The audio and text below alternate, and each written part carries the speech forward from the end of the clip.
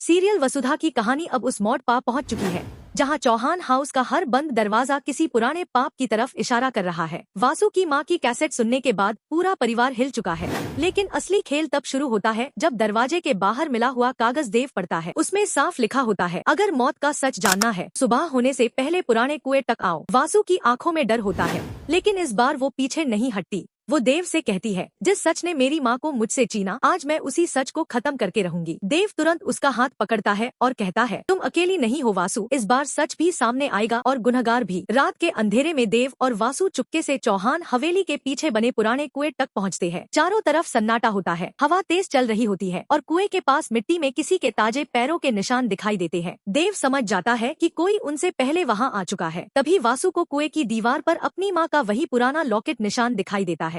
वो कांपते हाथों से दीवार को छूती है और अचानक एक पत्थर हिल जाता है। पत्थर के पीछे से एक छोटा लोहे का डिब्बा निकलता है। देव उसे खोलता है। अंदर एक पुरानी फोटो, एक सबूत वाला कपड़ा और एक आधा जला हुआ लेटर होता है। अगर आप वासु की मां की मौत का असली सच सबसे पहले जानना चाहते हैं तो अभी चैनल सब्सक्राइब कर लीजिए, क्योंकि अब कहानी सिर्फ ट्विस्ट नहीं, पूरा बदला बनने वाली है। देव लेटर पढ़ता है और उसका चेहरा बादल जाता है। लेटर में लिखा होता है, मेरी मौत हादसा नहीं होगी। अगर मुझे कुछ हुआ तो समझ लेना कि चौहान परिवार का सबसे भरोसेमंद आदमी ही मेरा कातिल है। वासु टूट जाती है। वो पूछती है, सबसे भरोसेमंद आदमी कौन? देव फोटो उठता है और उसमें वासु की मां के साथ एक आदमी की ढूंढली परछाई दिखाई देती है। चेहरा साफ नहीं होता, लेकिन उसके हाथ में वही अंगूठी होती है जो आज भी चौहान परिवार के एक बेड मेंबर के पास है। तभी पीछे से किसी के कदमों की आवाज आती है। देव मुड़ता है, लेकिन अंधेरे में सिर्फ एक परछाई दिखाई देती है। अचानक कुएं के पास रखा लैंटर्न गिर जाता है और माहौल और ज्यादा खतरनाक हो जाता है। देव वासु को पीछे खींचता है, लेकिन उसी वक्त कुएं के अंदर से एक पुरानी आवाज आती है, जैसे कोई रिकॉर्डिंग अपने आप चल गई हो। आवाज कहती है,